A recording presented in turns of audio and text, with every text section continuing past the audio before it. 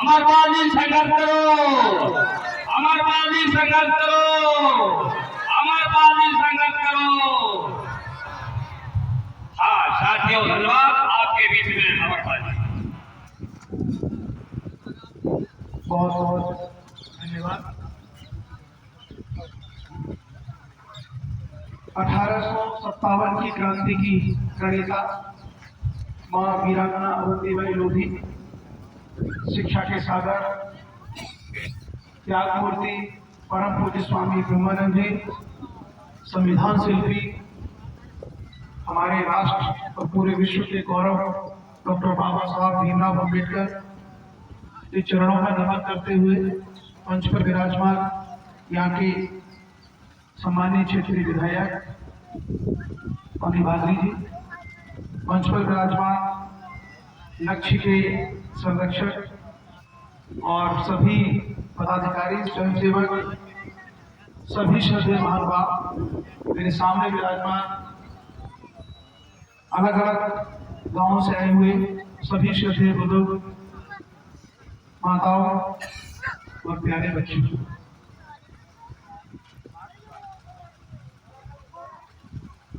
जब हम दावत खाने जाते हैं तो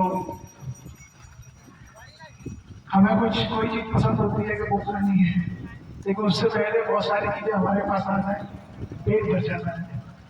तो मुझे लगता है कि बच्चों को 2 घंटे वो सारी चीजें दे दी गई है जिनकी उनको जरूरत नहीं थी, तो शायद ये ऊब गए होंगे कि इनको क्या किस पर्पज से यहाँ पे आए थे। बहरहाल, क्योंकि आप सब लोगों के बारे में बाकी बातें मंचासी अतिथियों ने कही है, मैं अपना जो संबोधन है वो आप लोगों की एजुकेशन पर रखूंगा कि आप लोगों का फ्यूचर कैसे बेहतर। हम लोग अगर बचपन से देखें तो छोटे जो बच्चे होते हैं स्कूल जाने के पीछे कोई ना कोई उद्देश्य होता है, कुछ न कुछ हम सोचते हैं, हमारे माता पिता कुछ सोचते हैं, जब हम समझदार होते हैं तो हम सोचते हैं कि हमें कुछ बनना है। कोई बच्चा इसलिए स्कूल नहीं जाता कि उसे कुछ बनना नहीं है, वो ये नहीं सोचता कि मैं बड़ा होकर मजदूर बनूंगा या मैं बड़ा होकर गरीब बनूंगा। कभी ऐसा सोचता बच्चा? ये सोचता है पढ़ लिख करके मैं कुछ बनूंगा या पढ़ लिख करके मैं कुछ बनूंगी।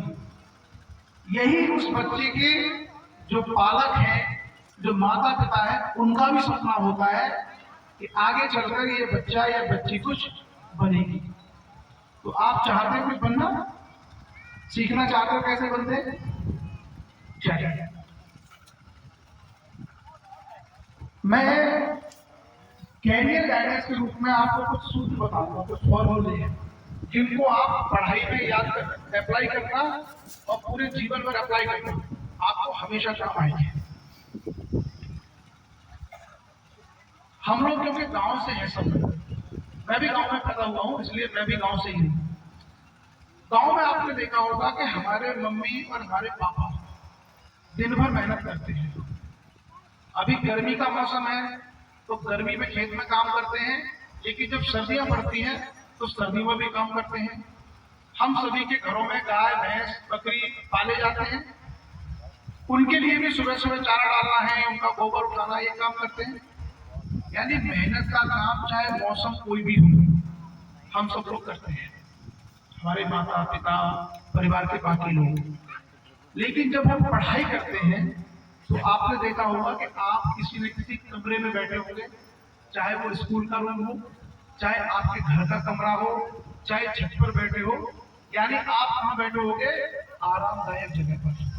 आपको धूप में पढ़ने नहीं जाना, आपको सर्दी में, ठंड में, जैसे गेहूं में पानी लगाते हैं सर्दियों में, ऐसे आपको 4 बजे उठ के खेत में नहीं जाना होता। एक तो आप ये समझ लीजिए कि सबसे आसान काम क्या है? पढ़ना। पढ़ने जितना आसान, पढ़ने जितनी सुविधाएं आपको कभी नहीं मिल सकती। हम लोग भी नौकरी करते हैं। आज जब हमें आमंत्रित किया गया कि इस गांव में आकर के शिक्षा पर कार्यक्रम में हिस्सा लेना है, आप लोग अपने घर से कितने बजे चले हो? कितने बजे चले बेटा? 3 बजे दोपहर में। और मैं दिल्ली से चला हूँ सुबह 4 बजे। मैं 4 बजे उठ के तैयार हुआ, उसके बाद एयरपोर्ट गया, वहां से फिर मैं हवाई जहाज में बैठा, जबलपुर आया, जबलपुर से फिर रास्ते में ऐसे होते हुए आया हूँ। तो आपका काम आसान है या मेरा? आप लोगों का है ना। आप लोग अपने घर से दोपहर में 3 बजे चले, मैं सुबह 4 बजे चला। तो नौकरी बड़ी मुश्किल है, यानी नौकरी में, खेती में आपको बहुत मेहनत करनी है, जबकि हम पढ़ाई करते हैं तो हमारा आराम से काम हो सकता है। तो आप सबसे पहली बात तो ये समझिए कि शिक्षा से ज्यादा आसान, शिक्षा से बेहतर चीजें आपके जीवन में कुछ और नहीं हो सकती। बाकी हर जगह बहुत संघर्ष करना पड़ेगा, आपको बहुत मुश्किलों का सामना करना पड़ेगा। आपके मम्मी पापा चाहे कितने गरीब हैं, लेकिन अगर आप घर में अपने कमरे में या अपने छप्पर में या अपनी टपरिया में बैठ के पढ़ाई करोगे तो वो आपको पढ़ने देंगे। यस, लेकिन जब आप बड़े हो जाओगे और आपके खेत में अगर सूखा होगा तो आपको दोपहर में भी पानी लगाने जाना पड़ेगा। ठीक। एक और चीज है, हमारे पास क्या शिक्षा के या पढ़ाई के अलावा कोई दूसरा रास्ता है जिससे हम अपना जीवन बेहतर कर सकें? मान लीजिए हमारे पिताजी के पास 1 एकड़ जमीन है, हमारे परिवार में 4 बच्चे हैं, हम एकदम अमीर होना चाहते हैं कि हमारे पास पैसा हो, हमारे पास गाड़ी हो, हमारे पास अच्छा घर हो। क्या वो खेती से आ सकता है? क्योंकि खेती तो हमारे दादा परदादा बुजुर्ग बहुत सालों से, पीढ़ियों से करते हैं, लेकिन तब भी हमारा अच्छा घर नहीं आया, तब भी हमारे पास गाड़ी नहीं आई, तब भी हमारे पास सुविधाएं नहीं आई। लेकिन यहाँ जो बहुत सारे लोग बैठे हुए हैं ये गाड़ियों में चल के आए हैं। आप लोग 3 बजे जब आए होंगे तो धूप थी, गर्मी थी, लेकिन ये लोग गाड़ियों में बैठ के आए, गाड़ी में एसी थी, इनको तो गर्मी नहीं लग रही होगी। तो आप बताइए कि आपके पास ऐसा कौन सा रास्ता है कि ये सारी चीजें आपके पास आ सकती हैं? एक ही पॉसिबल रास्ता है कि हम अच्छी शिक्षा ग्रहण करके ऐसे पदों पर पहुंचे कि ये गाड़ियां हमको उपलब्ध हो सके। हम जिंदगी भर गाय भैंस का काम करें, हम जिंदगी भर खेती ही करते रहे, अगर जिंदगी भर मजदूरी करते रहे तो कभी भी हमारे जीवन में ये बदलाव संभव नहीं है। और पढ़ लिख करके मेरी तरह कमिश्नर बन जाओ, गाड़ियों की लाइन लग जाती है। पढ़ लिख करके डॉक्टर बन जाओ, खुद की खरीद लो, बड़े बड़े शहरों में घर ले लो, इंजीनियर बन जाओ, 25 लाख रुपए साल का पैकेज है, गाड़ी आती है 5 लाख की, ले सकते हो। तो आपके पास आपकी उन्नति करने का केवल एक ही रास्ता है, वो है एजुकेशन, शिक्षा। और हम लोगों ने इस शिक्षा पर उतना फोकस नहीं किया जितना करना चाहिए था। इसकी अपनी समस्याएं हैं गांव में। गांव में बहुत सारी अच्छी क्वालिटी की एजुकेशन बच्चों को नहीं मिल पाती, जैसी शिक्षा आप चाहते हैं वो नहीं मिल पाती, लेकिन फिर भी रास्ता क्या है? कोई और रास्ता नहीं है। तो आप लोगों को इस शिक्षा को कैसे बेहतर करना है, ये चीजें बहुत ध्यान से समझनी है। हम लोग आमतौर पर सभी लोग रैंडम जीवन जीते हैं। रैंडम का मतलब होता है जब मन किया जग गए, जब मन किया खा लिया, जब मन किया सो गए, जब मन किया घूमने चले गए। आपने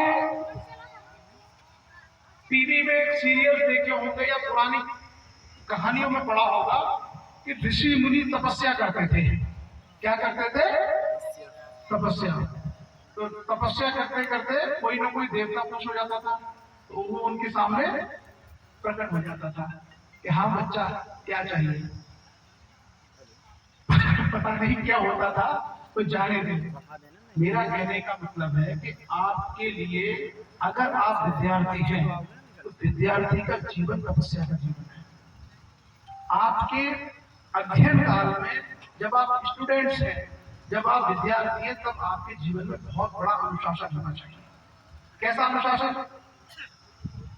कितने घंटे पढ़ना है ये हमारे पास तय होना चाहिए कि सुबह उठ करके 2 घंटे पढ़ना है, फिर फ्रेश होने जाना है या घर के काम में मदद करनी है, फिर दोपहर में 3 घंटे पढ़ना है, फिर 2 घंटे आराम करना है, फिर शाम को 4 घंटे पढ़ना है। ये हमारा अनुशासन होना चाहिए। गांव में आप यही बेहतर कर सकते हैं। अगर आप ये सोचो कि हम जब मन किया जग गए, जब मन किया खेतों की तरफ निकल गए, खास करके गांव में रहने वाले लड़के ये गलतियां बहुत करते हैं। तुम्हारी यारी दोस्ती कहाँ होती है? खेत पे 4 किलोमीटर दूर जाके, गांव में नहीं बैठते हो, वहां चले गए गप्पे मार रहे हो। तो आप अपना जो क्वालिटी टाइम है वो वेस्ट करते हो। और सारा खेल इस दुनिया में सिर्फ टाइम है। जिस इंसान ने समय का सम्मान किया, समय ने उसे बना दिया। जिस इंसान ने समय का आदर नहीं किया, समय ने उसे मिटा दिया।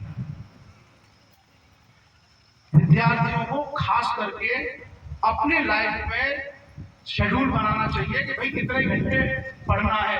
और इसको आप मुझे फेसबुक पर कितने लोग फॉलो करते हैं? मुझे फॉलो करते हैं ना? मैं सुबह 4:30 बजे या 5 बजे जितने लोगों का मेरी लिस्ट में बर्थडे होता है उनको विश करता हूँ। मॉर्निंग में डेली देखना 4:30, 4:45, 5 बजे तक लास्ट। इसका मतलब है मैं 4 बजे डेली जगता हूँ। आप अगर स्टूडेंट्स हैं, अगर आपको अपने जीवन में बड़े लक्ष्य हासिल करने हैं तो you have to maintain your discipline. आपको वो तपस्या के दौर से गुजरना पड़ेगा। अगर आपको लगता है कि सुबह 4 बजे उठ करके आप बेहतर पढ़ सकते हैं तो आपको 4 बजे जगना होगा। और इसको अपने शेड्यूल में लाइए कि सुबह 4 बजे उठेंगे। जब घर वाले सो रहे होंगे या घर वाले गाय भैंस के लिए चारा डालने गए होंगे, उस समय 2 घंटे बैठ के हम पढ़ेंगे। हम क्या करते हैं? 7 बज गए, सूरज ऊपर आ गया, मम्मी चादर खींच रही है, अरे अब तो उठ जा। तब हम उठते हैं, उठते ही हमें चाय चाहिए, तो पढ़ोगे कब? तो हम अपना जो क्वालिटी टाइम है पढ़ने का वो बर्बाद करते हैं। यही से क्या पैदा होता है? एक तो आपके पास शहरों जैसे अच्छे स्कूल, अच्छे ट्यूशन, अच्छी कोचिंग, अच्छी बुक्स नहीं है। ऊपर से जो समय आपको दिया है, ये समय सबके लिए बराबर है। 24 घंटे मेरे पास, 24 घंटे आपके पास। वो 24 घंटे के समय का भी अगर आप दुरुपयोग कर दोगे तो आपके पास बचेगा। तो एक तो मेरे टिप्स के रूप में आप इसको लिखना कि आज जाने के बाद ही अपना टाइम टेबल बनाना। चाहे कितनी कम सुविधाएं हो, भले ही झोपड़ी में पढ़ना, लेकिन टाइम टेबल होनी चाहिए कि सुबह अगर 4 बजे उठ के पढ़ना है या रात को 12 या 1 बजे तक पढ़ना है, वो आपके हिसाब से है। मैं इस बात में भरोसा नहीं करता कि 4 बजे या जल्दी उठने वाला आदमी ज्ञानी होता है।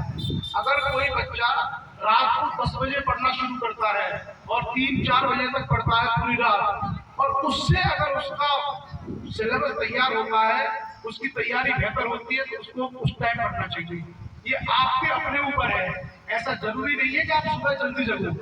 देर रात तक अगर आपको पढ़ना है तो देर रात तक आप पढ़िए, लेकिन ये तय करिए कि भाई 24 घंटे में से 8 घंटे 9 घंटे तो कम से कम पढ़ना है। वो शेड्यूल आप बनाइए और इसको आप फॉलो कीजिए 3-4 महीने, फिर ये आपकी आदत बन जाएगा। जैसे आपने देखा होगा गाँव में बहुत सारे लोग तंबाकू गुटखा बीड़ी करते हैं। आप उनसे कोई छोड़ दो, छोड़ते नहीं है वो। क्यों? क्योंकि वो उनकी आदत है। हमारे यहाँ कहावत है कि जिसने कभी भीख नहीं मांगी हो बीड़ी पीना सीख। समझ गए? मतलब उसको ऐसी आदत पड़ जाती है कि अगर बीड़ी नहीं मिलेगी तो पड़ोस में कोई बैठा होगा, भाई रामलाल जरा दियो ये, करता है। आदत में बुरी आदतें बहुत जल्दी पड़ती हैं, लेकिन अगर हम थोड़ा अभ्यास करें तो अच्छी आदतें भी विकसित कर सकते हैं। क्लियर? तो एक तो सारे गार्जियंस और सारे बच्चे अपना अनुशासन बनाइए टाइम टेबल के साथ में कि इस टाइम आपको पढ़ना है। पढ़ना क्या है, पढ़ना कैसे है, इसके बारे में कुछ चीजें आप लोग जो लोग वीडियो बना रहे हैं उसको बाद में देख लेना, नहीं बनाते रहो, बाद में सुन लेना, इसको बहुत कम आएगा। कुछ बेसिक चीजें गांव में रहने के कारण हमारी कमजोर हो जाती है। क्या क्या कमजोर हो जाता है? एक तो हमारी इंग्लिश कमजोर हो जाती है। कमजोर क्या हो जाती है? मतलब मजबूती नहीं हो पाती। हम गांव के जिस स्कूल में पढ़ते हैं वहां इंग्लिश की पढ़ाई नहीं होती। हमारे पास इंग्लिश की बुक्स नहीं है, इंग्लिश के टीचर नहीं है, इंग्लिश का माहौल नहीं है, ऊपर से हमारे गांव के लोग सुभान अल्लाह कैसे, यहाँ बुंदेलखंडी बोली जाती है ना। अगर गांव के दो बच्चे बुंदेलखंड की भाषा में बात कर रहे हैं तो बहुत बढ़िया। अगर गलती से वो बच्चे, जैसे मैं बोल रहा हूँ हिंदी में, शुद्ध हिंदी में बात करना शुरू कर दें तो उनको देख करके गांव के बड़े बड़े बोलते हैं कि कहां से अंग्रेज चले आए, होता है। तो आप ये सोचो कि बुंदेलखंड की जो बुंदेली है, इसके अलावा अगर हम ठीक से हिंदी बोले, मानक हिंदी, तब लोग शंका की दृष्टि से देखते, मजाक बनाते हैं कि ये कहां से अंग्रेज आ गए।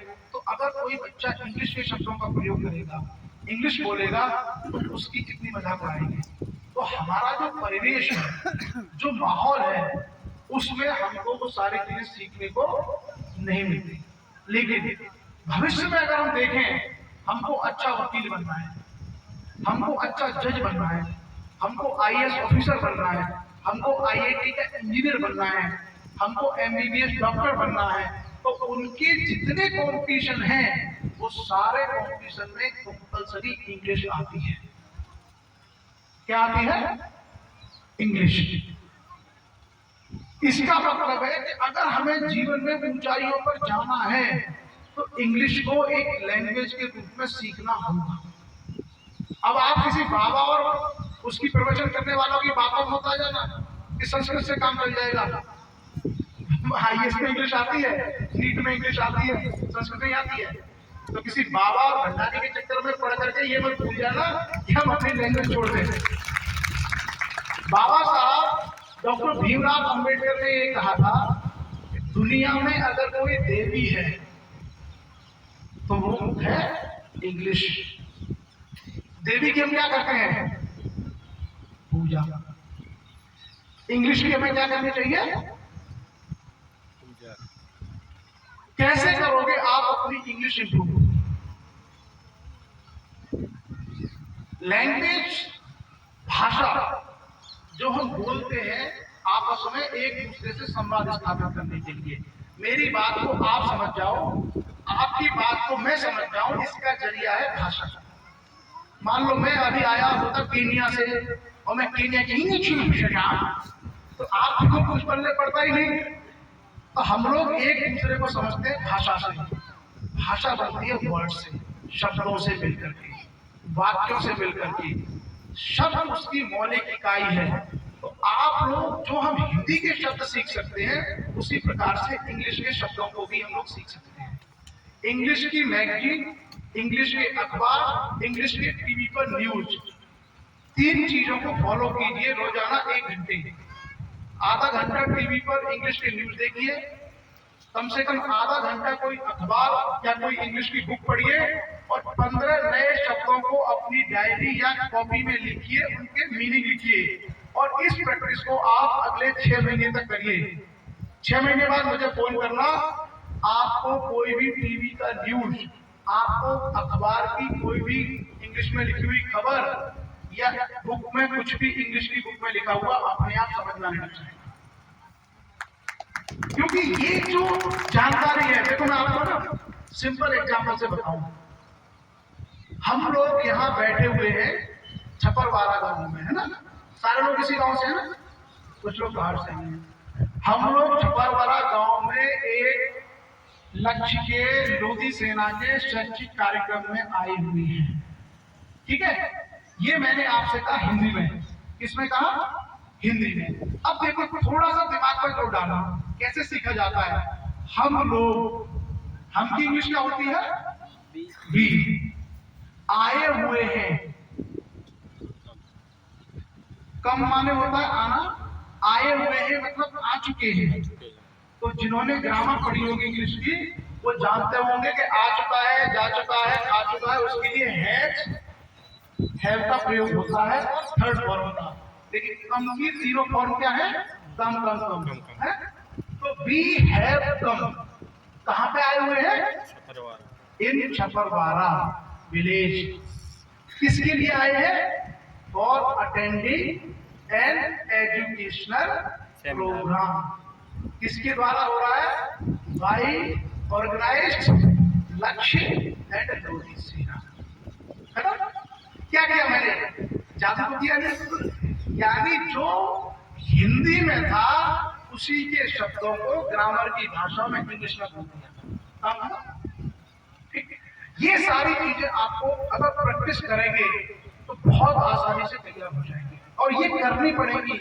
भविष्य में अगर आप ये नहीं करोगे तो आपको बहुत दिक्कतें होंगी, खास करके जो बच्चे बड़े बड़े पदों पर जाने के सपने देखते हैं। बड़े पदों पर हर जगह आपको एक पेपर किसी का लिया जाता है, क्लियर? बैंक का एग्जाम दोगे, इंग्लिश कंपल्सरी। आईएएस का एग्जाम दोगे, इंग्लिश कंपल्सरी। नीट और आईआईटी की तैयारी तो इंग्लिश में ही होती है। एसएससी का एग्जाम दोगे, रेलवे का एग्जाम दोगे, कैट का एग्जाम दोगे, सभी कॉम्पिटिशन एग्जाम में, सभी परीक्षाओं में इंग्लिश के क्वेश्चंस या इंग्लिश के पेपर्स आते हैं। ठीक, तो आप लोग इसको याद रखना। दूसरी जो एक और चीज है जो आज के समय में हर स्टूडेंट को पढ़नी चाहिए, आप में से मैं एक वर्ड बोलता हूं और स्टूडेंट बताना कि ये शब्द किस चीज से संबंधित है। पीपीटी। मैंने एक वर्ड कहा पीपीटी, इस शब्द का संबंध किस चीज से है? कोई बच्चा जानता है? हाँ बताओ। Pre polytechnic test. और कोई बताओ? कितने लोग हैं जो कंप्यूटर जानते हैं? पीपीटी का मतलब होता है पावर पॉइंट प्रेजेंटेशन। आप में से कितने लोग हैं जो बैंक जाते हैं? बैंक पैसे के लिए क्या? अगर आप बैंक में जाते होंगे तो बैंक में हर काउंटर पर जो आदमी बैठा है उसके सामने एक कंप्यूटर रखा है। आप पोस्ट ऑफिस में जाएंगे तो जो आदमी काम कर रहा है उसके सामने एक कंप्यूटर रखा है। आप रेलवे स्टेशन पर जाएंगे और उसको बोलेंगे कि हमें टिकट दे दो, यहाँ से दमोह जाना है, तो उसके सामने भी क्या रखा है? कंप्यूटर रखा है ना। यानी कर्मचारी से लेकर के अधिकारी, प्राइवेट से लेके सरकारी नौकरी में काम करने वाले हर आदमी के सामने क्या रखा है? कंप्यूटर।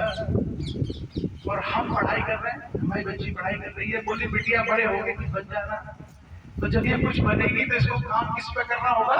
कंप्यूटर। कंप्यूटर पे। किस पे करना होगा? कंप्यूटर। कंप्यूटर पे। क्या हमारे बच्चे कंप्यूटर पढ़ रहे हैं? नहीं पढ़ते। तो आप ये देखिए कि भविष्य में चाहे आप किसी भी नौकरी में जाएं, किसी भी पद पर आप जाएंगे, आपको अब पेन से किसी रजिस्टर में काम नहीं करना है।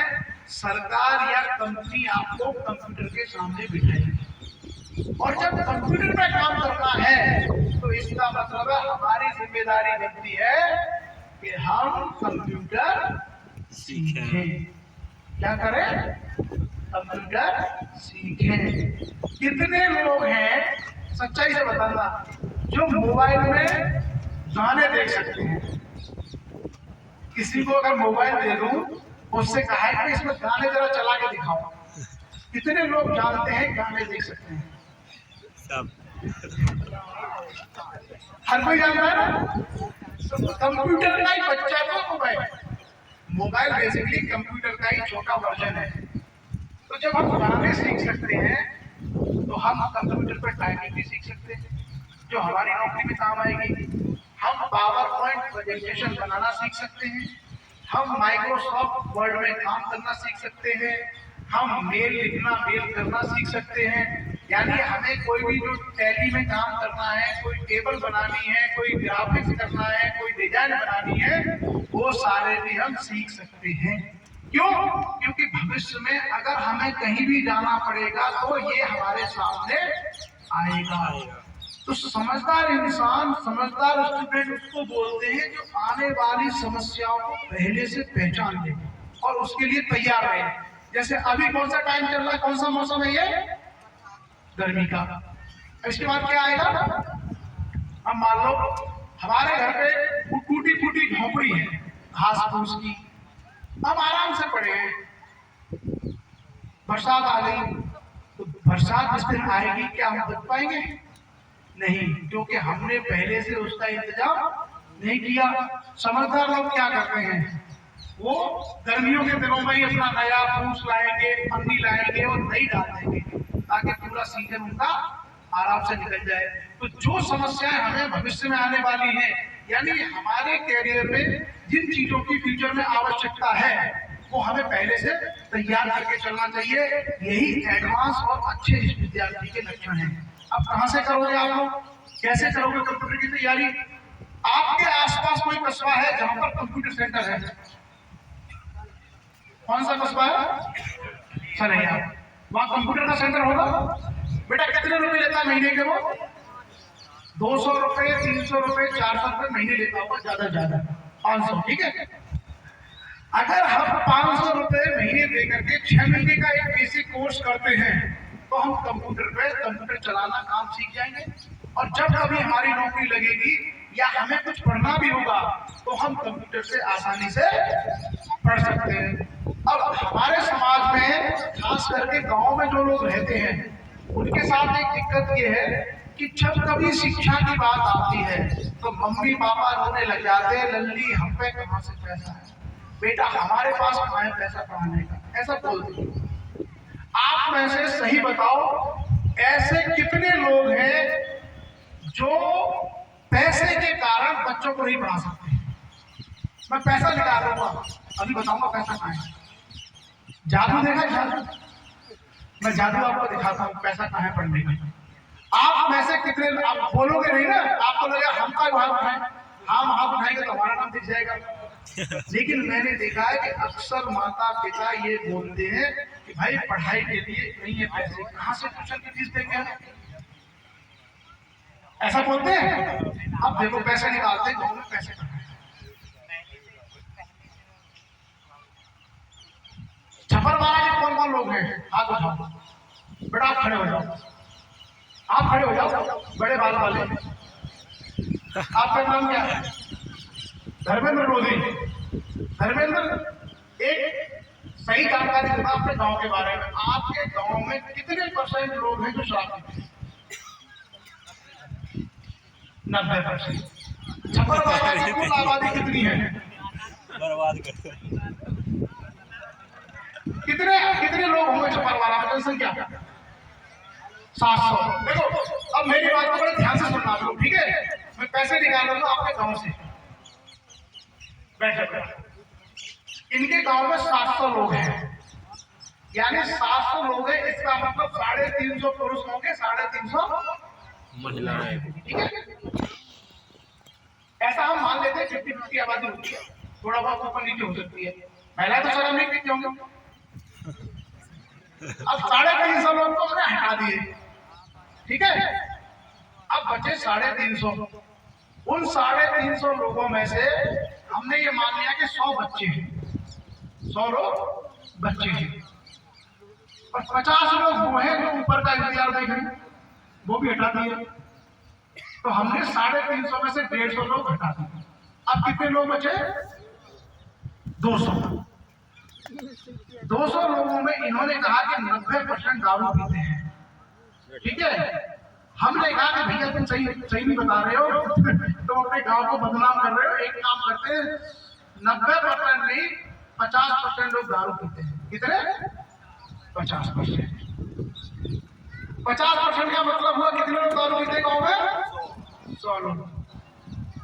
जिनकी जनरल नॉलेज बहुत ज्यादा अच्छी है वो ये बताओ कि शराब का जो एक क्वार्टर है गांव में जिसको कहते हैं पौवा, कितने रुपए का है? 140। इसका मतलब है कि धर्मेंद्र सही बोल रहा है, 90% पीते हैं, क्योंकि हर बच्चे को पता है। भाई अगर उसका रेट मालूम है तो इसका मतलब है कि घर घर में पहुंचती होगी। हम तो ये ढूंढेंगे कि पैसा कहाँ है पढ़ने के लिए। 100 लोगों में से, मतलब 700 लोगों में से केवल 100 लोग दारू पीते हैं। एक पौवा 140 रुपए का आता है, और एक आदमी मान लो एक पौवा दारू पीता है 100 लोग एक दिन में कितने रुपए की दारू पिएंगे? जितना मैथ अच्छा हिसाब लगाओ। 100 इंटू 140 करो, 14,000। जिनका मैथ अच्छा है वो ये बताओ कि 14,000 की दारू शराब एक दिन में पीते हैं, तो 30 दिन यानी 1 महीने में कितने रुपए की दारू पिएंगे? 4,20,000। 1 साल में कितने रुपए की दारू पिएंगे? लगाओ, मोटा मोटा बता दो।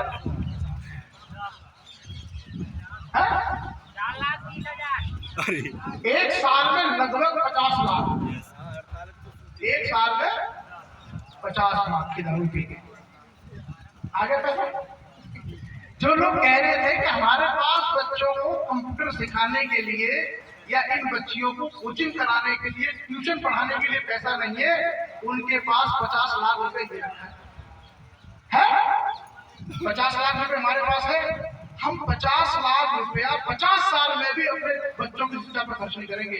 आप अपने गांव का हिसाब बोलना, आपके गांव ने पिछले 50 साल में भी 50 लाख रुपए खर्च नहीं किया होगा बच्चों को पढ़ाने के लिए। नहीं तो आपके गांव में भी कलेक्टर, डीएम, एसपी, कमिश्नर। हम ये कहते हैं, अरे सर आपने बच्चों को गाइडेंस दे दी कि आईएएस बनाओ, पीएससी में भेजो, पैसा कहाँ है? 50 लाख के लिए दबा के बैठे हो। और एक और चीज बताऊंगा, जैसे मान लो मुझे भूख लगी है तो मैं बोलूंगा कि भाई खाना दे दो, तो खाने में क्या है? वो उन्होंने कहा ठीक है, सब्जी और रोटी ला के रख दी। या मान लो मैं बाजार में जा रहा हूँ, उनको मेरे को भूख लगी है बहुत तेज, यार कुछ खाना है, तो हमने समोसे दे दो, खा लिया। दारू वाला खाली दारू नहीं पीता। अब आप देखो, ये पीता भी नहीं होगा लेकिन इसको भी पता है कि उसके साथ साथ मटेरियल क्या क्या लगता है। मतलब भाई 10-20 रुपए के वो कोई अंडे खाता होगा, कोई नमकीन खाता होगा, कोई चिप्स खाता होगा। मेरा कहने का मतलब ये है कि हम 85 लाख रुपया साल में खर्च कर रहे हैं। अब इसके फायदे देखो, फायदा बताओ भाई, एक फायदा बताओ। इससे शक्ति आती है। क्या आती है? शक्ति। इसलिए वो अपनी पत्नी को पीटता है, अपने पड़ोसी पर लट उठाता है, करता है। फिर पुलिस आती है, पुलिस के पास और ज्यादा शक्ति है, तो पुलिस 2 इसमें देती है, 2 उसमें देती है। दारू पी 140 रुपए की और पुलिस लेगी 1400 रुपए। हो गया काम? होता है। परिवार की क्लेश होगी, पड़ोसियों से झगड़ा होगा, आपके समाज का पतन होगा, बच्चों पर बुरा प्रभाव जाएगा, बच्चों की शिक्षा रुकेगी, बच्चों में विसंगति आएगी, विकार आएंगे, समाज को बर्बाद करने वाले सिस्टम जनरेट होगा। आप अपनी प्रगति के लिए, अपने घर बनाने के लिए पैसे को नहीं बचा पाओगे। एक तो ये हुआ। और देखो पैसा कहाँ है? खास करके बुंदेलखंड की चर्चा हो रही थी। हम बड़ी मेहनत से पैसा कमाते हैं। मैं जबलपुर से जब चला था तो रास्ते में मैं देखता आ रहा था कि यहाँ पर बहुत सारे जो खेत हैं गेहूं कटने के बाद खाली पड़े हैं। मतलब गेहूं कट गया है और गेहूं का जो डंठल है नीचे वाला वो खेतों में है। हमारे यहाँ इस समय इतनी बड़ी बड़ी फसल खड़ी है। तो मैंने पूछा नारायण पटेल जी से, मैंने कहा भाई ये आपके यहाँ पर ये खेत कटने के बाद ऐसे क्यों पड़े, इनकी जुताई क्यों नहीं हुई? बोले सर यहाँ पानी नहीं है, यहाँ पर अगली फसल तब होगी जब बारिश होगी। तो आप ये देखिए कि आप प्रकृति के ऊपर इतने निर्भर हैं कि जब प्रकृति आपके लिए पानी देगी तब मेहनत करके आप कमाओगे। ठीक, बहुत मुश्किल से आप पैसा कमाते हो, लेकिन इतने ज्यादा पाखंडों की परंपराएं यहाँ पर विद्यमान है कि हम अपनी मेहनत की पैसा कभी इस भागवत के नाम पर, कभी इस कांवड़ के नाम पर, कभी इस जात के नाम पर, कभी इस कथा के नाम पर दे रहे कि नहीं दे रहे? अब मुझे बताइए, 50 लाख रुपए शराब में खर्च कर दिया, प्रत्येक घर से 1000-1000, 2-2000 रुपए अपने पाखंडों और अंधविश्वासों में खर्च कर दिए। खास करके वो पैसा जो आपको बहुत मेहनत से कमाने को मिल रहा है। मैंने कहा ना, मैं पश्चिमी उत्तर प्रदेश से हूँ, अलीगढ़ का नाम सुना होगा। हमारे यहाँ पर गेहूं कटने के बाद इतनी बड़ी बड़ी फसल खड़ी है, तो सोचिए हमारे यहाँ बहुत आसान है खेती करना, पैसा हमारे यहाँ ज्यादा है। आप लोग इतने मुश्किल से पैसा कमा रहे हो और उस पैसे को किसी भी पाखंडी के कहने पर चढ़ा के आ रहे हो, दे रहे हैं।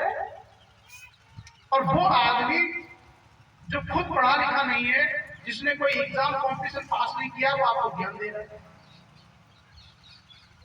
तो हम अपने धन जो मेहनत से कमाते हैं ना, वो या तो जुआ, शराब, सट्टे या अंधविश्वास, पाखंड, कर्मकांड में बहुत बड़ा हिस्सा हमारा चला जाता है। जिस समाज के पैसे का अगर बहुत बड़ा हिस्सा बच्चों की पढ़ाई को छोड़ करके इन सब चीजों में चला जाएगा, उस समाज की कभी प्रगति नहीं हो सकती। अब प्रगति करनी है, बच्चों को पढ़ा के टीचर बनाना है, डॉक्टर बनाना है, पीएससी में कराना है, आईएएस बनाना है, तो क्या करना पड़ेगा? यही पैसा वहां से निकाल करके इन बच्चों की शिक्षा में खर्च कर दो। सिंपल। किसी गुरु की किसी की आवश्यकता नहीं है, केवल किसी पैसे को इसमें निकाल के आप लगा दीजिए शिक्षा में, आपकी सारी समस्या दुरुस्त हो जाएगी। अब मैंने कहा ना, जो आदमी शराब पीता है उसकी शराब ब्रह्मा भी नहीं छुड़वा सकता, ऐसा वो कहता है। पी रहा है ना, वो ऐसा बोलता है।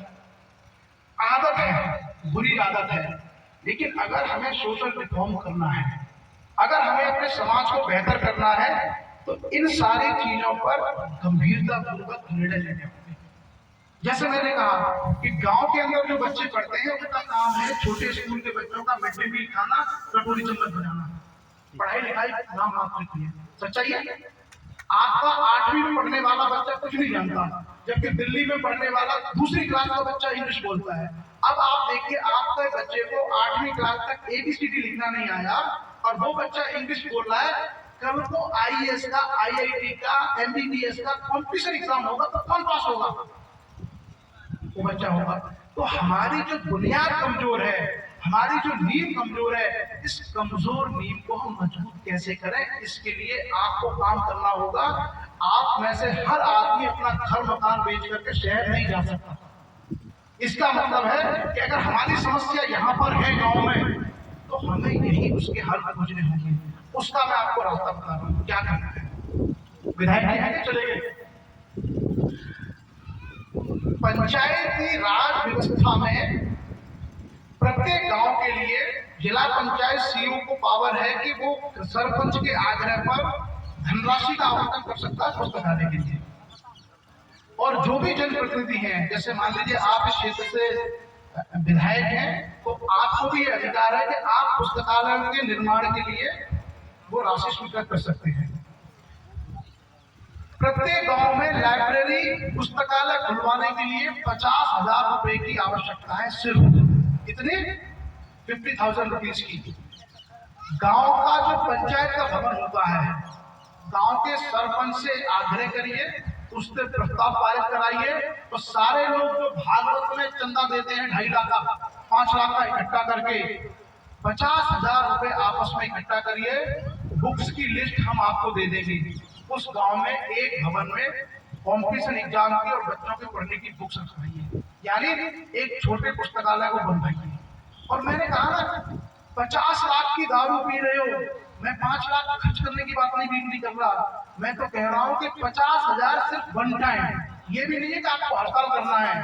50,000 की किताबें ला के रखिए, और आपके गांव में कोई बच्चा या कोई बच्ची जिसने BA किया है, BSc किया है, MA किया है, MSc किया है, B.Ed किया है, DLED किया है, BTC किया है और उसको नौकरी नहीं मिली है, उस बच्चे को या उस बिटिया से कहिए कि ये गांव मिलकर के आपको हर महीने 2,000 या 3,000 रुपए देगा।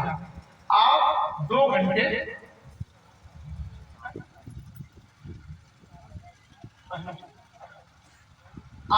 2 घंटे उस व्यक्ति को बोलिए कि आप इस लाइब्रेरी में बैठेंगे नियमित। और जो भी छोटे बच्चे हैं, 5वीं, 7वीं, 8वीं, 9वीं में जो बच्चे गांव में हैं, वो बच्चे 2 घंटे उस पुस्तकालय में पढ़े। जो भी उनकी रुचि की बुक हो, वो बुक उठाए। और जो गांव का लड़का या लड़की जो ग्रेजुएट, पोस्ट ग्रेजुएट या B.Ed है, उसको हम 2 या 3,000 रुपए महीने दें कि भाई तुम पढ़ाओ 2 घंटे और तुमको ये गांव दे रहा है। अब मुझे ये बताइए, अगर इससे करने से आपके बच्चों की फाउंडेशन स्ट्रांग हो तो यही बच्चे आगे चलकर नवोदय एग्जाम क्वालिफाई कर सकते हैं, यही बच्चे सैनिक स्कूल में जा सकते हैं, यही बच्चे आर्मी, ये अपना जो विद्या ज्ञान के स्कूल हैं उनमें जा सकते हैं। और जब इनका फाउंडेशन स्ट्रांग हो जाएगा तो ये बच्चे जब फ्यूचर में कॉम्पिटिशन एग्जाम की तैयारी करेंगे तो वहां भी इनको सुविधा होगी। तो जब हम 50 लाख रुपए एक चीज पर खर्च कर सकते हैं तो क्या पूरा गांव मिल करके शिक्षा जैसे कार्य पर पूरे साल में 1 लाख रुपए खर्च नहीं कर सकता? कर सकता है। विजन नहीं है हमारे पास। आप मुझे बताइए, ये गांव के इतने सारे बच्चों को क्या कोई शहर में ले जाके पढ़ा सकता है? नहीं।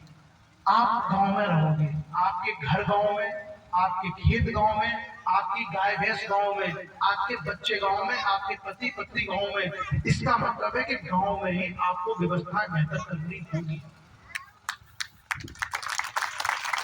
आपने देखा होगा, जैसे आज से 8-10 साल पहले शराब जो है 5-10 किलोमीटर दूर जाके मिलती थी।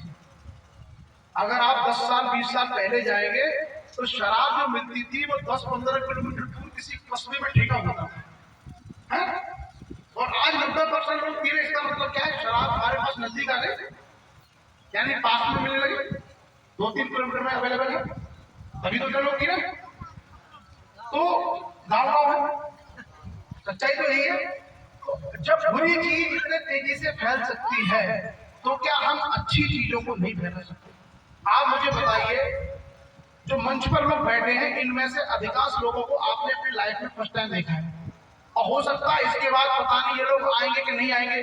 तो आपके बच्चों का जीवन बेहतर करने के लिए मैं या ये लोग यहाँ रोज नहीं आ सकते। ये केवल आप लोगों हो जो अपने लाइफ को, अपने बच्चों को, उनकी शिक्षा को बेहतर कर सकते हो। सारे निर्णय आपको लेने होंगे, सारी व्यवस्थाएं आपको जुटानी होंगी।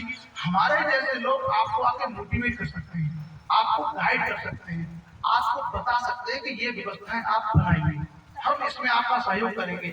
जैसे उदाहरण के तौर पर आप अगर ये संकल्प लेते हो कि भाई हम आप अपने गांव में एक लाइब्रेरी बनाएंगे, हमारी टीम आपको सबसे पहले बुक भेजेगी, हम लोग सबसे पहले आपको किताबें भिजवाएंगे कि ये रखिए। गांव में जुआ खूब खेलते हैं लोग, और ताश खेलने का बड़ा चलन होता है, खास करके जैसे गेहूं कट गए तो कुछ नहीं है, दहा पकड़ चल रही है। देखो, बुरी चीजों से भी सीखा जा सकता है। 4 लोग खेल रहे हैं, 50-50 साल की उम्र के।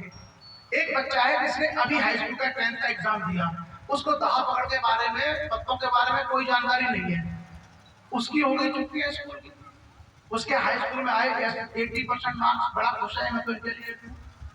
अब काम उसको कुछ है नहीं, उसको किसी ने ये नहीं कहा कि बेटा तैयारी कर लो आगे की, पॉलिटेक्निक कर लो या कुछ कर लो, उसको जानकारी नहीं है। उसके अड़ोस पड़ोस में ये दहा पकड़ का खेल होता है, और रोजाना अपना रोटी खाई, वहां पे आके खड़ा हो गया। धीरे धीरे धीरे धीरे क्या है वो सीख गया, ये ताऊ ने धार पकड़ लिया, ये पत्ता बड़ा है, ये छोटा है। एक दिन क्या है, ताऊ के ससुराल में दावत, वो चले गए दावत खाने। अब वहां पर खेलने वाले 3 आदमी, उसको तो रोज शौक लग गया था देखने का। वो आया, खड़ा हुआ, उन्हें अरे यार वो ताऊ नहीं आए, किसी ने बोला अरे तू जानता है, तू ही बैठ जा, चला जैसे खेलते हैं यार। एक दिन खेला, 2 दिन खेला, 3 दिन खेला, उसको समझ में आ गया, उसको लग गया शौक। तो आपको कैसे सीखा? माहौल से सीखा। उस बच्चे को क्या मिला? उस गेम का माहौल मिला।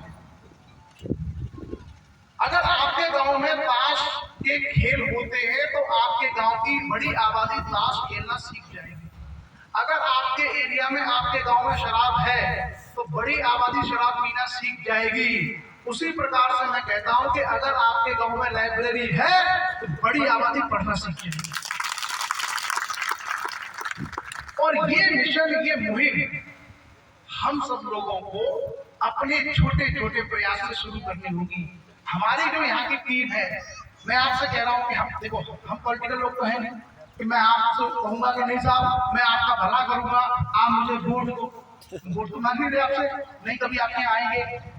सिर्फ हम आपको एक रास्ता बता रहे हैं कि आप लोग आपस में बैठ करके संकल्प लीजिए, सरपंच से प्रस्ताव पारित कराइए कि सरपंच ही गांव का जो पंचायत का भवन है इसके एक कमरे में आप पंचायत निधि से फर्नीचर लगवाइए, कुछ बुक्स डोनेट करिए और प्रत्येक घर में जो शराबी है उसको बोलना कि अगर 140 का क्वार्टर पी सकता है तो 100 रुपए की एक किताब डोनेट करेगा और तेरे बच्चे को हम पढ़ाएंगे। माहौल बदलिए, चीजें अपने आप बेहतर होंगी। एपीजे अब्दुल कलाम ऐसे घर से आए जिन्हें खाना नहीं था। अमेरिका के राष्ट्रपति अब्राहम लिंकन ऐसे घर से थे जिनके पास खाने को नहीं था। मतलब जिनके पास खाने को तक नहीं था वो लोग अमेरिका और भारत के राष्ट्रपति बन गए। आप इतने गरीब नहीं हो, आप सबके पास रोटी है, आप सबके पास घर है, तो आप बताइए वो लोग इतने गरीब और कमजोर घर से राष्ट्रपति बन सकते हैं तो क्या आपके बच्चे डॉक्टर, इंजीनियर, आईएएस, पीसीएस नहीं बन सकते? बन सकते हैं। वो माहौल, वो सुविधाएं हमें देनी होगी। अब स्टूडेंट्स को मैं 3 चीजें बता रहा हूं पढ़ने के लिए, बेटा नोट कर लेना, ठीक है, ध्यान से। हम लोग जब पढ़ाई करते हैं, अभी जैसे आपके हाई स्कूल के और इंटर के एग्जाम हुए, 10th के 12th के, तो ज्यादातर बच्चे पढ़ाई करते हैं कि एग्जाम के टाइम में याद करते हैं और पेपर में लिख के चले आते हैं, ठीक। और फिर अगर उनसे 3 महीने बाद पूछा जाता है तो उनको याद नहीं होता, नहीं याद होता ना, उसको बोलते गांव में पल्ले झार कथा। क्या बोलते हैं? पल्ले झार कथा। पल्ले झार कथा सुनिए आप लोगों ने? पुराने लोग जानते होंगे। पहले कहीं कथा होती थी गांव में तो गरीबी ज्यादा थी तो लोगों पे क्या सुविधा नहीं होती थी, तो अपना एक प्लास्टिक की कोई बोरी कुछ लेके जाते थे, उसको बोलते थे पल्ला। ये जो कपड़ा बांधा है सिर पे और उसी को बिछा लिया, उस पर बैठते थे, उसको बोलते थे पल्ला। और कथा सुनी, कथा में बाबा ने बड़ी बड़ी बातें कही और कुछ समझ में आया, कुछ समझ में नहीं आया। बाद में क्या खड़े हुए और पल्ला हिलाया, पल्ला झाड़ा और निकल गए। रास्ते पूछा क्या था कथा में, इसको बोलते पल्ले झाड़ कथा। उसी तरीके से स्टूडेंट्स हैं, पढ़ते हैं, पढ़ते जब 3-4 महीने बीत जाते हैं भाई क्या क्या है तो भूल गए। अरे हम तो गर्मी की छुट्टी में नानी के यहाँ चले गए थे, हमें तो याद ही नहीं। हमारे बुआ के यहाँ तो शादी थी, हम तो 2 महीना रहे, हमें याद ही नहीं है। ये बड़ी समस्या बनेगी आपको फ्यूचर में जब आप बड़े हो जाओगे और अच्छे एग्जाम की तैयारी करोगे। इसके लिए क्या करना है? केवल पढ़ना पर्याप्त नहीं है, पढ़ने से ज्यादा महत्वपूर्ण है चीजों पर मंथन करना, चिंतन करना। तो अगर आप 2 घंटे पढ़ते हो तो कम से कम 2 घंटे सोचा करो, मंथन किया करो।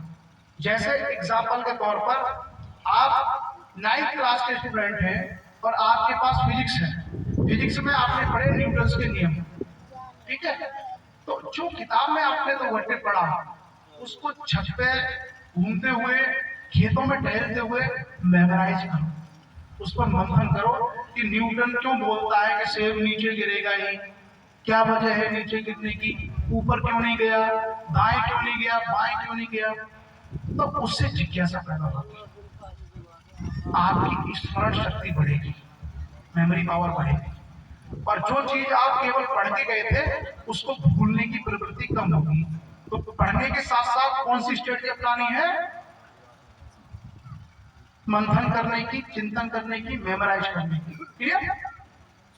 और तीसरी जो स्ट्रेटजी है कि हम पढ़ते बहुत हैं, मतलब बुंदेलखंड में एक महाकाव्य चलता है जिसको बोलते हैं आला, सुना तो है?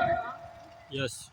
हमारे यहाँ तक जाते थे बुंदेलखंड के लोग आला सुनाने के लिए, बड़े लड़ैया गड़बा हुए के जिनकी मार सही ना जाए, इस तरह की चलती थी ना। कम पढ़े लिखे लोग या बिल्कुल बिना पढ़े लिखे लोगों को याद थी, रख लेते थे वो। बहरहाल तो ज्यादातर टेंडेंसी होती है पढ़ने की, याद करने की टेंडेंसी कम होती है, और उससे भी कम स्टूडेंट की प्रवृत्ति होती है राइटिंग की। हम लोग पढ़ते बहुत है लेकिन लिखते नहीं है, और जब एग्जाम आता है तो एग्जाम में बहुत सारे बच्चे क्या छत देखते हैं, वहां पर लिखा हुआ है, इधर उधर देखते हैं, तत्काल याद नहीं आता। ऐसा होता है क्योंकि हम बैलेंसिंग नहीं करते हैं स्टडी, मेमोराइज और राइटिंग में। तो जो लोग विद्यार्थी हैं या जिनके बच्चे फ्यूचर में पढ़ना चाहते हैं उनको आप ये जरूर सिखाना कि वो बच्चे कम से कम एक आध घंटे लिखे। आपने देखा होगा कुछ लोग मीडिया के सवालों का जवाब बहुत अच्छा देते हैं, कुछ लोग टीवी पर डिबेट में बहुत अच्छा बोलते हैं, कुछ लोग किताबें बहुत अच्छी लिखते हैं। ये तब तभी संभव है जब आपके पास राइटिंग स्किल हो, चीजों को लिखो। और लिख करके पढ़ना जिस दिन सीख लिया, कोई भी कॉम्पिटिशन एग्जाम आपके लिए मुश्किल नहीं होगा। लिख करके पढ़ना सीखिए। मैं हमेशा एक बहुत सिंपल से एग्जाम्पल से चीजों को समझाता हूँ, बच्चे हैं समझ जाएंगे। कितने लोग साइकिल चलाते हैं? सब चलाते हो ना? समय ज्यादा तो नहीं हो रहा था है?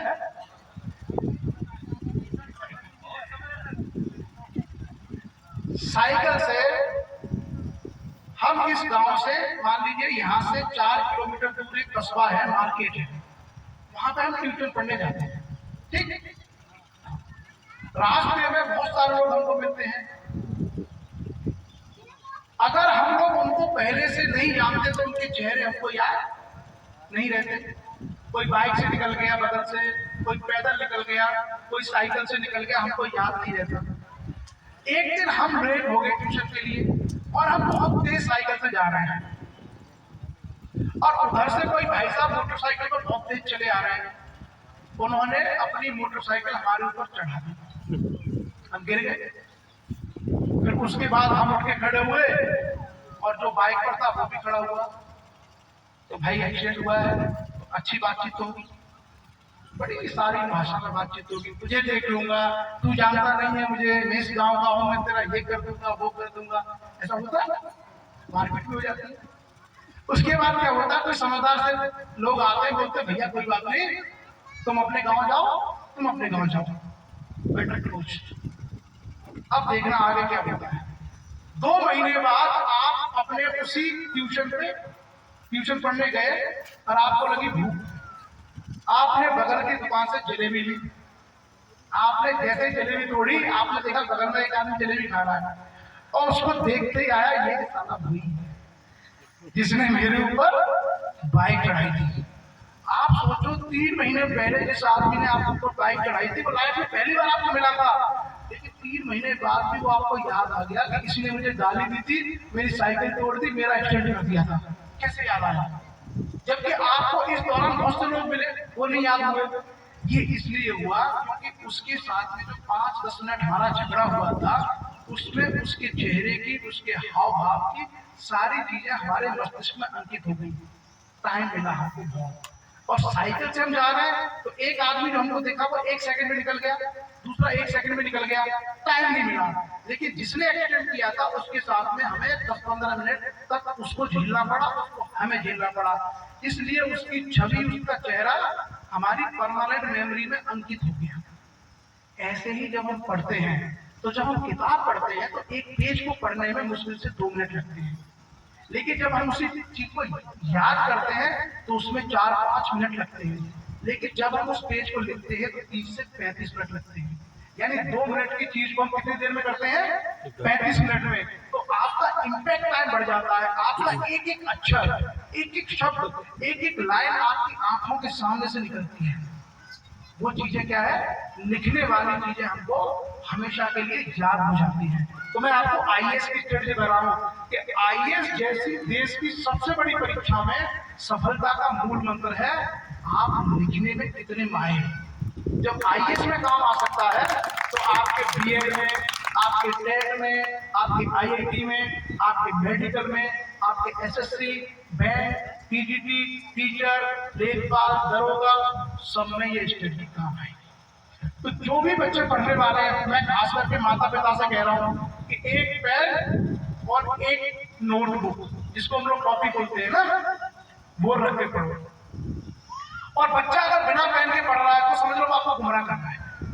अगर बच्चा बिना पेन के इस्तेमाल कर रहा है तो वो आपको गुमराह कर रहा है। वो फोन रखा हुआ है किताब में, ऐसे करके वो पढ़ रहा है और आपको लग रहा है हाँ भाई बच्चा तो पढ़ रहा है।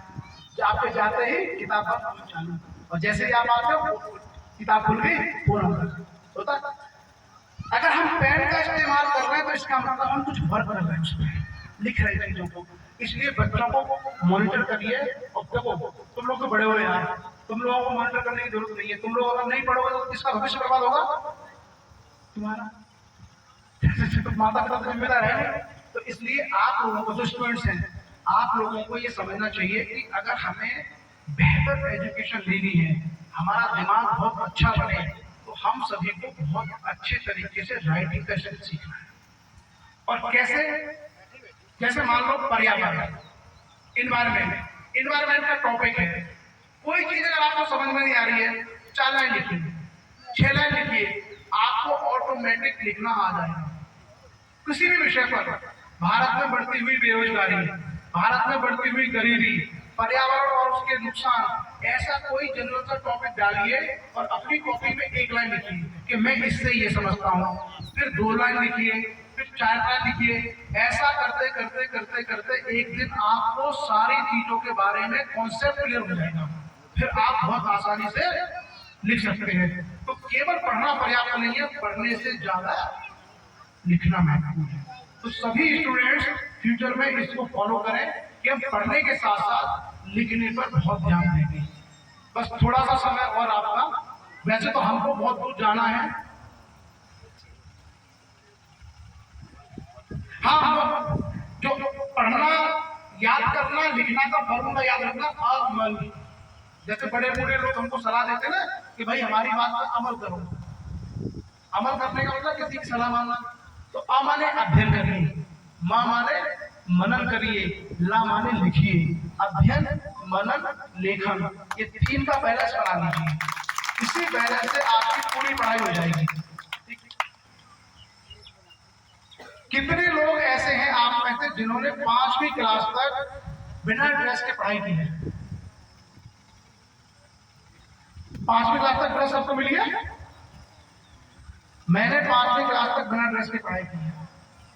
तो आप समझ सकते हो कि मैं आप लोगों से भी ज्यादा गई गुजरी स्थिति में पढ़ा हूं। और जब मैं वहां से निकल करके आज देश की सबसे बड़ी नौकरी में पहुंच सकता हूं, तो आपके बच्चे भी जो चाहे उस सपने को हासिल कर सकते हैं।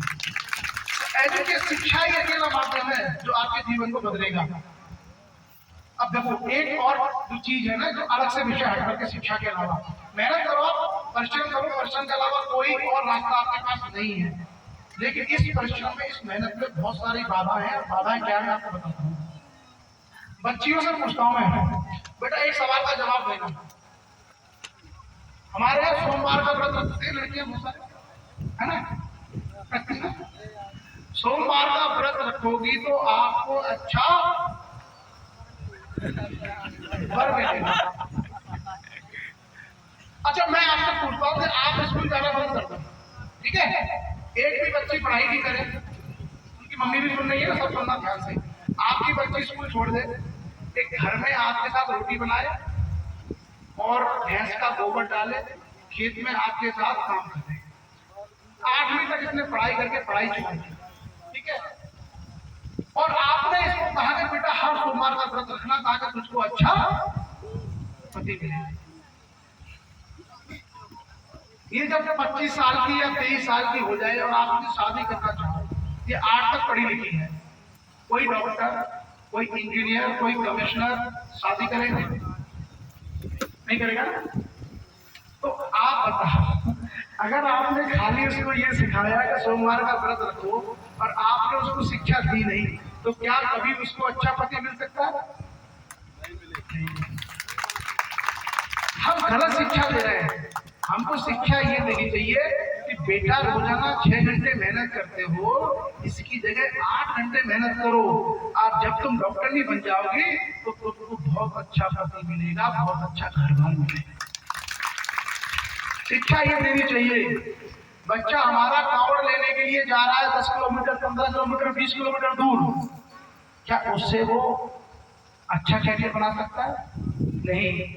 उसको ये शिक्षा दीजिए कि यहाँ से लेकर के रोजाना 5 किलोमीटर दौड़ लगाओ और जो पुलिस की और आर्मी की भर्ती निकले उसमें से कैरियर वहां से बनेगा।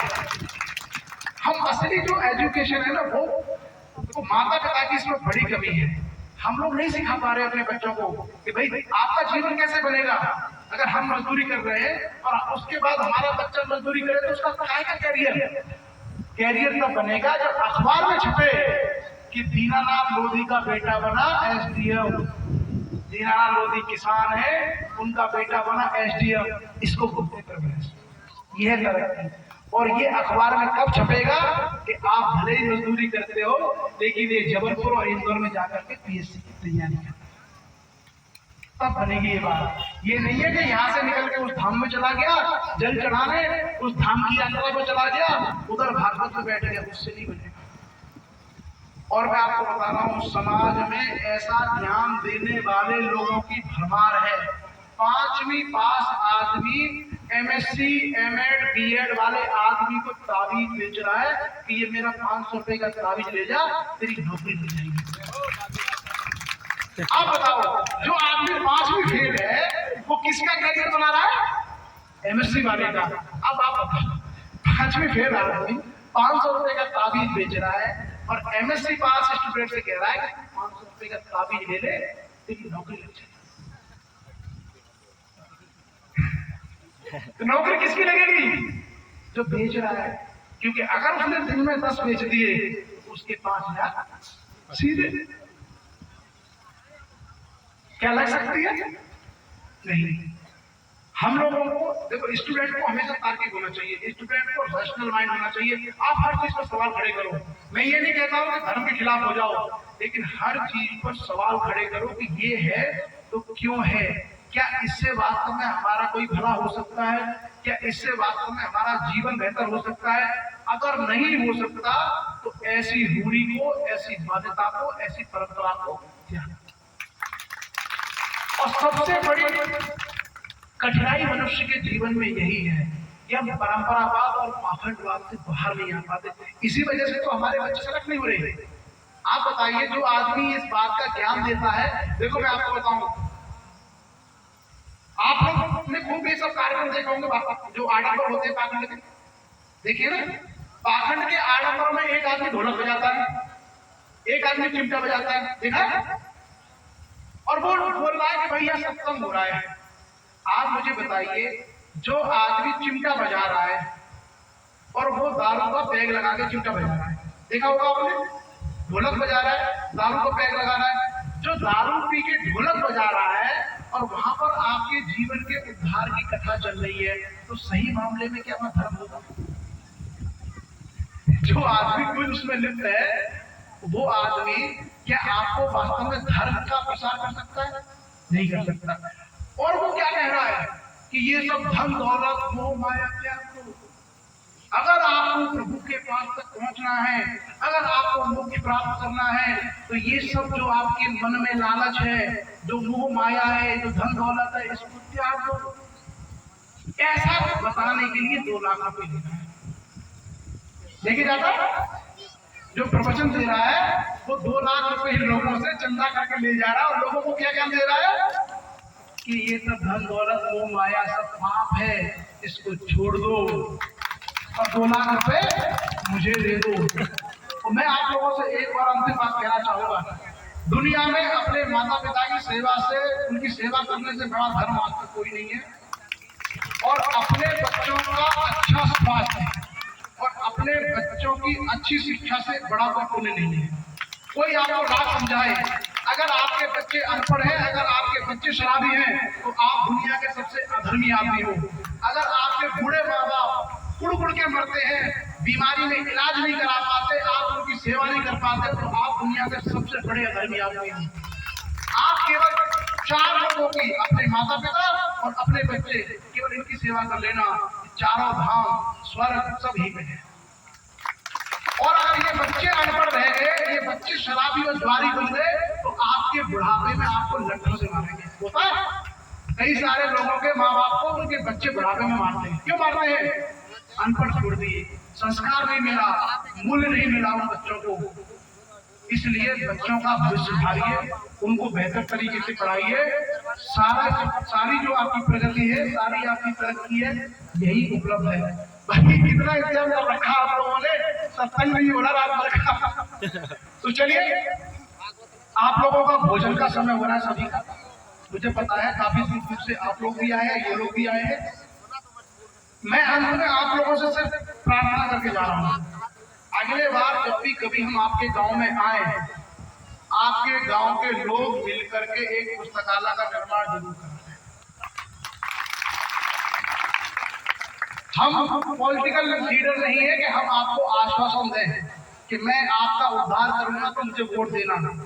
हम सीधा आपसे बोलते हैं, पढ़ने में, कोचिंग के लिए, नोट्स के लिए, गाइडेंस के लिए आपको अगर किसी भी प्रकार के सहयोग की आवश्यकता पड़े, किसी भी प्रकार की आपको मदद चाहिए पढ़ने के लिए, किसी प्रकार की आपको जानकारी चाहिए, आप एक बार हमारी लक्ष्मी टीम को जरूर बताना। हम आपसे इतना बोल के जाते हैं कि आपके बच्चे के लिए बेस्ट फ्री में गाइडेंस, संभव होगा तो फ्री में कोचिंग, संभव होगा तो फ्री में बुक्स और नोट्स हम लोग प्रोवाइड करेंगे।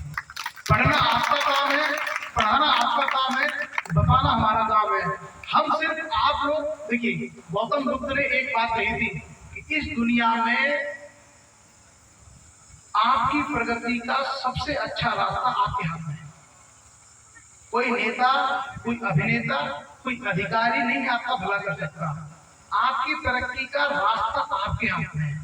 मैंने जो इतनी सारी चीजें आपसे डिस्कस की है कि जो हम अपनी मेहनत की कमाई है सिर्फ उसका उपयोग करना सीख जाओ। देखो आपने देखा होगा एक पौधा आता है आपके यहाँ पर और आप उसको 5 तरह के फल, 5 तरह की मिठाई, 5 तरह के कपड़े, 5 तरह की दालें, शुद्ध गाय का और भैंस का घी देते हो? देते हो नहीं देते हो?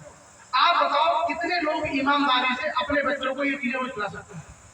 क्या आप अपने बच्चों को 5 तरह के फल खिलाते हो? नहीं।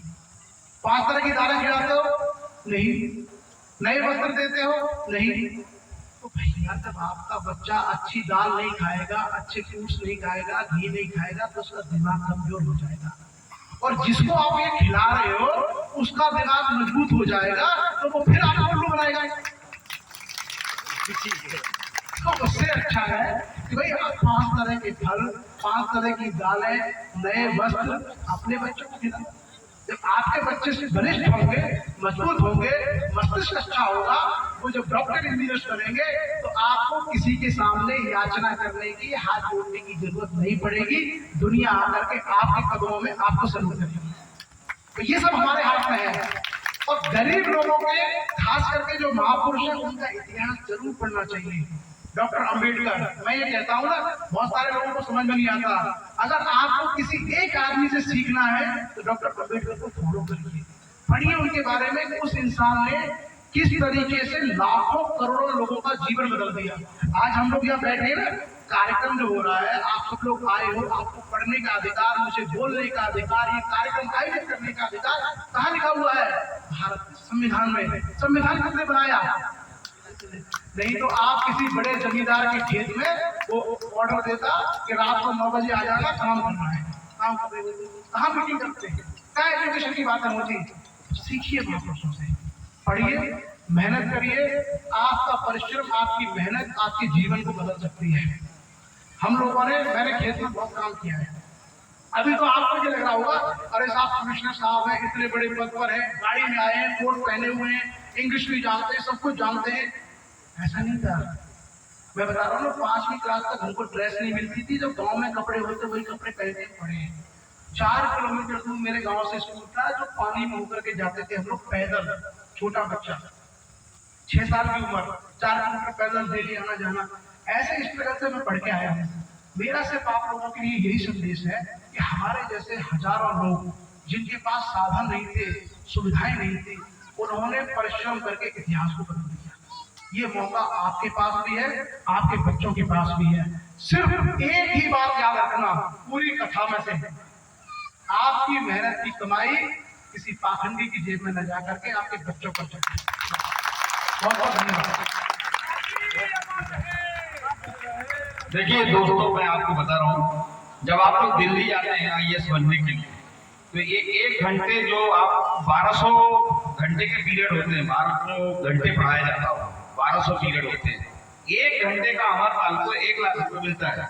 और आज आपके गांव में हमारे पास बापू जी के बुलाने पर, कमेटी के बुलाने पर अपना किराया और खर्चा करके खुद आए हैं और इतनी देर तक आपको मोटिवेशनल स्पीच दिए हैं। इसका मतलब है कि आपको जो है अपने बच्चों का मतलब नशा मुक्त समाज बनाना है, अच्छा काम करना है, कर्मकांड पाखंड की जगह बच्चों को पढ़ाई करना है।